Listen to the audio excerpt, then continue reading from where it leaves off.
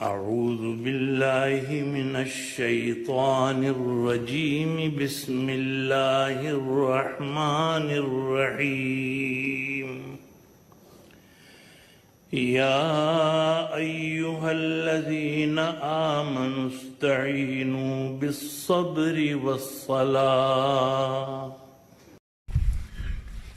Pour moi, tout simplement, un musulman et une nationalité, quelqu'un qui vient d'origine de n'importe quel pays, n'a rien à voir avec l'islam en fait. Il n'a rien à voir. C'est deux choses différentes en fait.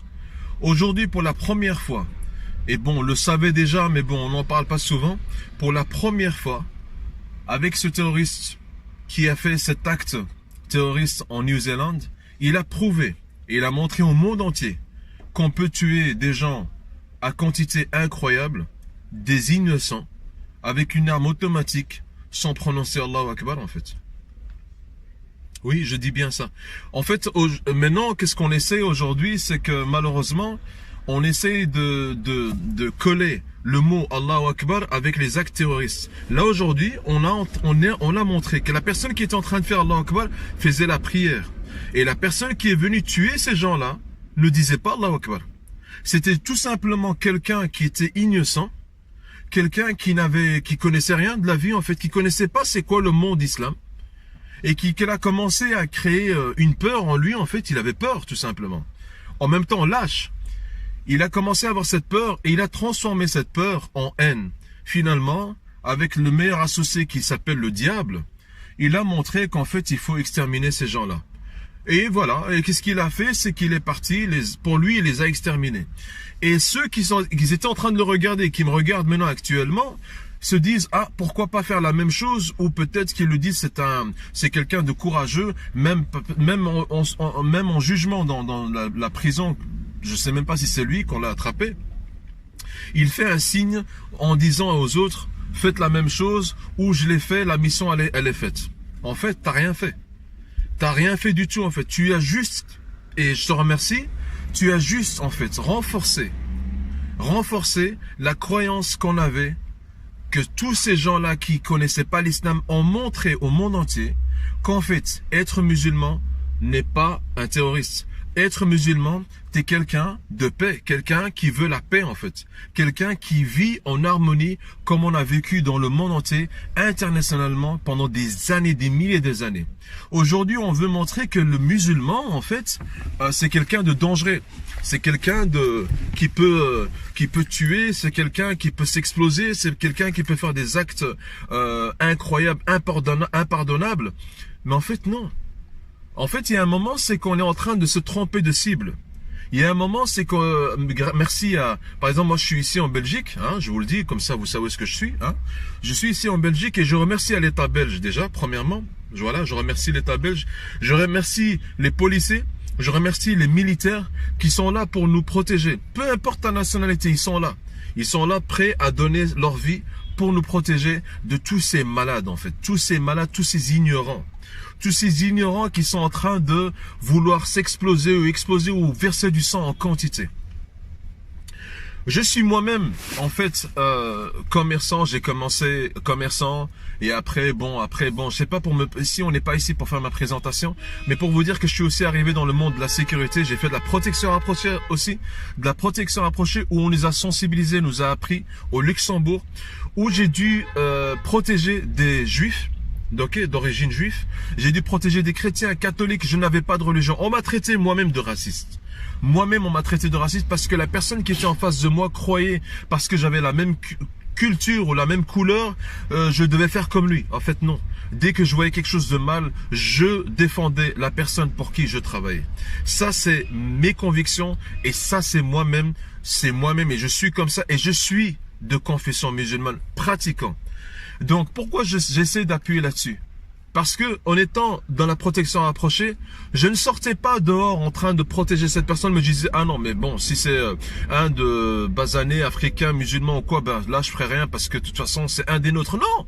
Tu n'es pas un de moi-même. Moi, je dis tout simplement, je suis d'abord musulman. Avant d'être marocain, belge, algérien, africain, brésilien, latin, on s'en fout d'où tu viens.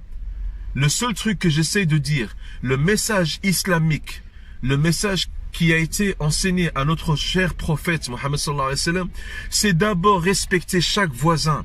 Le voisin qui est blanc, qui est chinois, qui est je ne sais pas quoi.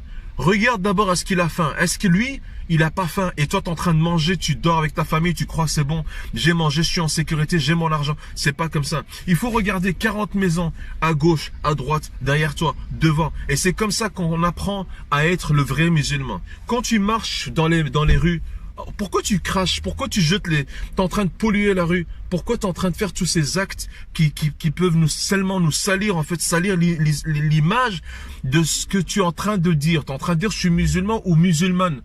Les femmes qui sont dans le marché, en train de parler d'un... Mais pourquoi tu parles fort déjà? Pourquoi tu pousses l'autre? Pourquoi tu as envie de... Il y a à manger à tout le monde en fait. Il y a à manger à tout le monde. Pourquoi tu veux faire du mal à l'autre? Pourquoi? Essayez tout simplement, si vous êtes musulman ou musulmane, essayez être fier. Portez votre tête haute. Marchez avec respect. Parlez avec le voisin, la voisine, s'ils ont besoin de l'aide. Regardez si le stationnement, essayez de reculer pour qu'il y ait de la place pour les autres. J'ai vu les jeunes qui sont en train de faire la manifestation pour la pollution mondiale, internationale. Mais excellent, magnifique, bravo. Mais, vous savez quoi? Les enfants, la plupart des enfants, dans leur bouche, ils étaient en train de fumer. Je sais pas, expliquez-moi. Expliquez-moi, en fait, c'est quoi le truc? On est en train de se battre sur quoi, en fait? Qu'est-ce qui se passe? Le mot pollution, c'est pollution. Mais tu es en train de polluer tes poumons toi-même. De quoi tu es en train de parler, en fait? C'est qu'il y a un souci, c'est que le cerveau, là, je sais pas ce qui se passe, mais on est en train de faire des trucs très spéciaux, très bizarres. Vraiment, c'est choquant, en fait. Tu parles de pollution, mais toi-même, tu fumes. Ok. Tu parles de l'islam, mais toi-même, tu fais peur à ton voisin. Ok. On est où, en fait? On est où? Alors, pour pas se perdre dans tout ce que je suis en train de dire, là, j'espère seulement que cette vidéo va être partagée au maximum possible. Le pourquoi? Parce que ici, aujourd'hui, on est en train de voir des actes qui se font de gauche à droite. Et voilà, et c'est tout. On ferme la télévision, on ferme notre porte à double tour et on dit, voilà, c'est bien, on est là. Mais le manger que tu as acheté là, si tu ne connais pas sa provenance, on peut t'empoisonner dans la nourriture que tu manges. Tout simplement. L'alcool que tu bois, hein, le téléphone que tu es en train d'appeler, si tu ne connais pas la provenance de ce téléphone, je vais acheter moins cher la batterie, le chargeur, il t'explosera dans le visage si tu fais pas attention. Les enfants que tu laisses marcher là, machin, vas-y, allez, cassez-vous, vous me cassez la tête. Ils vont faire quoi, tu crois, hein? Ils sortent dehors, ils sont en train d'apprendre quoi? La PlayStation, là, en train de tuer le maximum de jeux, là, GT, machin, GT, bazar. Ils sont en train de tuer le maximum de jeux. En PlayStation, ça veut dire que le cerveau se prépare déjà à verser du sang virtuellement. On se prépare déjà à verser du sang. Et après, on s'étonne, mais comment ça se fait? Non, cette personne, franchement, elle était bien, elle rentrait, machin. Et puis tout d'un coup, on est étonné, on est choqué. Mais non!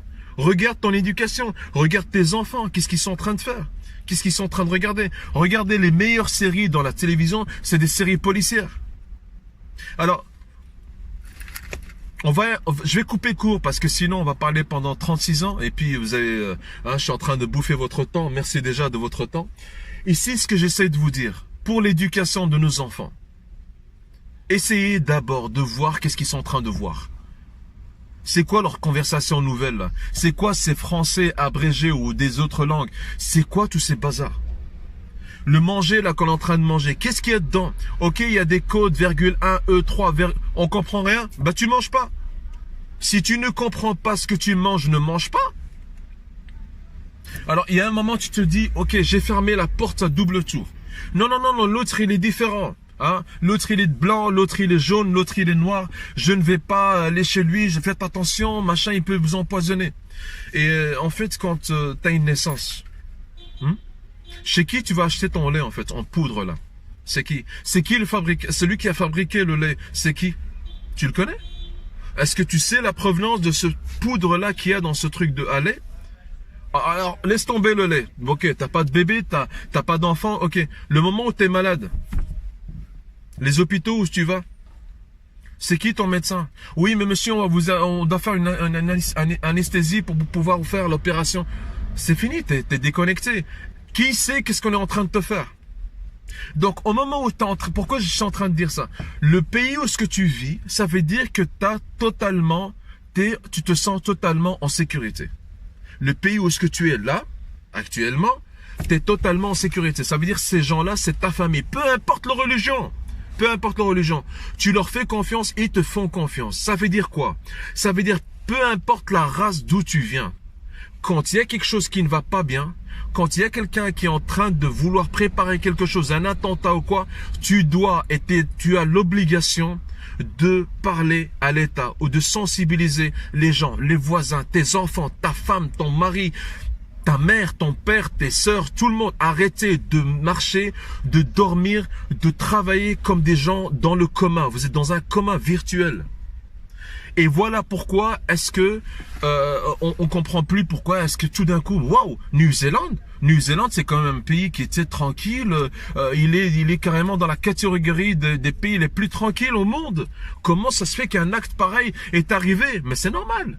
Parce que la routine, tu sors de ton travail, tu vas à ta maison, tu parles plus à tes enfants parce que tu n'as plus le temps. Tu allumes la télévision, tu regardes la même série, le même programme, tu manges la même bouffe et tu profites même pas de ta vie, ni de tes enfants, ni de rien, ni de tes voisins. Tu sais même pas qui est mort, qui est vivant, qui a acheté, tu sais même pas c'est quoi la nouveauté qu'il y a aujourd'hui. Parce que tu es dans cet engrenage-là, plus d'argent, plus de ceci, plus de cela. Voilà le problème. Le problème, c'est qu'on est dans un coma virtuel. On est mort avant d'être mort. Si les morts devaient revenir, ils vont vous dire arrêtez de perdre votre temps. Réveillez-vous d'une manière pas agressive ou je vais casser tout, comme les gilets jaunes qui sont en train de tout casser alors qu'en fait, ils veulent trouver une solution. Mais comment voulez-vous trouver une solution en cassant tout? Qu'est-ce qu'il a fait ce commerçant en lui cassant le magasin et tout? Qu'est-ce qu'il a fait? Il a fait quoi en fait? Il est comme vous. Non, mais en fait le problème c'est quoi? Et je reviens tout le temps dans le même bazar. Le cerveau que le Dieu, notre Seigneur, notre Créateur nous a donné, il a une capacité, si vous ne croyez pas, cherchez dans votre Internet, il a une capacité d'enregistrer et de mémoriser 400 milliards de livres. Combien est-ce qu'il y a dans notre tête? Une page? La moitié? Un livre? Combien? Avec quoi est-ce qu'il est chargé notre tête là? Voilà. J'essaie juste en fait de vous sensibiliser là-dessus. D'accord? Je suis en train de vous sensibiliser. Ma fille qui est en train de parler maintenant derrière là, je vais lui donner quoi moi comme éducation? Je vais lui donner quoi? Elle me voit manger des chips, des sauces, bazar. Je sais même pas c'est quoi le mélange qu'il y a dedans. Je suis en train de les manger. Ma femme, elle veut porter le voile ou elle veut porter une jupe ou je ne sais pas trop quoi. Oui, vas-y ou vas-y pas ou je suis pas. Essayez d'être à l'écoute de votre famille, de vos voisins, de l'état où ce que vous vivez. Hein? L'autre, il est bleu, il est blanc, il est jaune, il est bleu. Regardez comment il marche, comment il mange, qu'est-ce qu'il veut, peut-être qu'il a besoin d'aide. Le fait d'aller lui parler, il va avoir moins peur de vous, en fait. Et il va moins créer cette haine, en fait. Vous voyez ce que je veux dire? Alors aujourd'hui, si encore une fois, il y a des actes qui vont se passer, j'espère qu'on pourra, nous, comme citoyens belges ou européens, ou américains, ou latinos, ou arabes, ou africains, essayez de vous réveiller. Essayez de sensibiliser vous-même d'abord. Vous protégez vous-même d'abord. Et essayez de sensibiliser votre entourage. Ok? Moi, autant que agent de sécurité de protection rapproché, aujourd'hui je suis coach consulting, j'essaye tout simplement de sensibiliser les gens. De montrer que chacun de nous a une valeur. Chacun de nous. Peu importe ton origine, peu importe ta grandeur, ou t'es petit, ou t'es gros, ou t'es maigre, on s'en fout. On s'en fout. Chacun, Dieu, le Seigneur, lui a donné une importance sur cette terre. Donc, essayez, s'il vous plaît, de traduire le maximum, de rapporter de la valeur à chacun, à vos voisins, à n'importe qui, que ça soit une femme, que ça soit une fille, que ça soit un enfant. Bon, avant de couper la vidéo, j'ai eu une petite histoire. Avant de devenir protection rapprochée, j'étais agent de sécurité devant un café-bar. Et je vois deux blondes qui rentrent, comment ça va l'agent, machin et tout ça, très très sympa et tout ça, ils rentrent et tout ça. Et ils rentrent et ils commencent à boire ou je sais pas, bon, voilà, moi j'étais à la porte. Et tout d'un coup, ce que je vois 40 minutes après, deux filles qui sortent, les mêmes. Il y en a une qui était carrément, elle était carrément dans un coma. Elle savait même plus marcher, dans les bras de quelqu'un qui était basané. Bah là, on s'en fout de son origine, qui était basané, comme moi. ok? Vous allez voir pourquoi je vous parle de ça. Et après, je dis, monsieur, ça va? C'est votre copine? Et il me dit quoi? Qu'est-ce qu'il y a? Bon, vous savez bien, je vais pas dire les termes qu'il a utilisés. Et puis il me dit, toi, tu vas voir, t'es mort. Bon, il a pas aimé pourquoi je l'ai freiné à la porte. Il jette la fille sur son siège, et il part. Il me dit, toi, t'es mort. Ok, ça va, pas de souci. Ok. Donc la fille, on appelle l'ambulance et tout ça. Donc voilà, ses parents, en bref. En fait, il lui avait mis la pastille du viol dans son verre. D'accord. Voilà. Les parents, ils viennent me remercier. Mais avant de me remercier, ils me disent, monsieur, on a vu dans les caméras que cette personne faisait partie de votre origine. Donc, on voulait savoir, en fait, pourquoi vous avez fait ça. J'ai pas compris, ça m'a choqué. J'ai fait quoi? Mais cette personne, il était le même, enfin, il était basané comme vous et vous avez quand même protégé notre fille alors que... Je dis, mais moi, j'ai pas d'origine. Moi, je suis de confession musulmane. C'est de mon devoir de protéger les citoyens, de protéger mon voisin, peu importe sa nationalité, peu importe son origine, peu importe sa religion. Je suis obligé, avec ma force que le Seigneur m'a donnée, de mourir pour vous, en fait, de mourir pour la vérité. Voilà. Donc, si chacun faisait la même chose, je vous dis pas que je suis quelqu'un, waouh, non. Juste pour vous dire l'infectation du cerveau. La famille, la pauvre, croyait que, en fait, le noir aide le noir, le blanc aide le blanc et le jaune aide le jaune. Non! Non, ça n'a rien à voir avec ça. Le monde entier, la main dans la main, on filtre et on nettoie l'infection de ces terroristes, de ces ignorants, de ces fascistes, tout ça. Mais la main dans la main. Parce que le monde est fait d'une manière... vivre ensemble, c'est pas de vivre toi de ton côté et toi de ton côté et toi je te tue et toi. Ok? Donc voilà. À tous ceux, ces terroristes, ces fascistes, ces soi-disant gens qui disent Allahu Akbar, comme ils le disent même pas très bien, donc Dieu est grand, ok? Et il faut un acte terroriste. Renseignez-vous sur celui du New Zealand, hein? Il l'a pas dit, mais il a quand même versé du sang. Donc il y a eu un souci là, il y a un problème, il y a un problème de compréhension, ok? Alors, qu'est-ce que j'essaie de vous expliquer? C'est que moi, je dis 5 fois par jour Allahu Akbar quand je fais ma prière. Et je suis citoyen belge.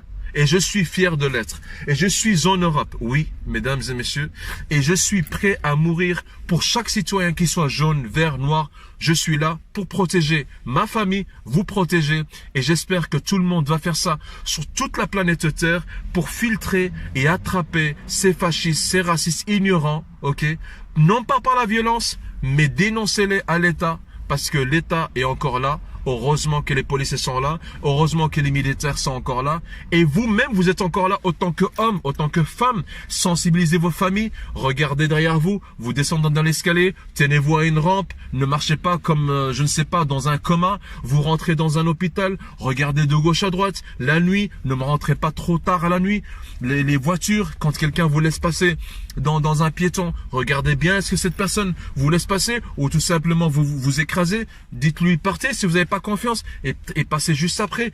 Sensibilisez votre famille, s'il vous plaît. Dans les mosquées, pourquoi vous priez tous en même temps? Priez, laissez 2-3 personnes en observation, en sécurité. Tout le temps, on ne sait jamais qu'il y a quelqu'un qui a une attaque, même pas les attaques terroristes, mais peut-être qu'il y a quelqu'un qui peut avoir une attaque. Vous êtes là, mettez quelqu'un, un infirmier, un médecin qui prie avec vous, qui soit toujours les premiers secours, comme ils le font les Européens. Les Européens, dans une manifestation, dans une fête, dans un concert, ils ont toujours les agents de sécurité, ils ont les premiers secours qui sont à côté. Pourquoi on ne le fait pas? Voilà, mesdames et messieurs. Respectez tout ce que je suis en train de vous dire. Partagez-le au maximum. Merci pour votre temps. Et à très bientôt pour une prochaine vidéo. Et que la paix soit avec vous.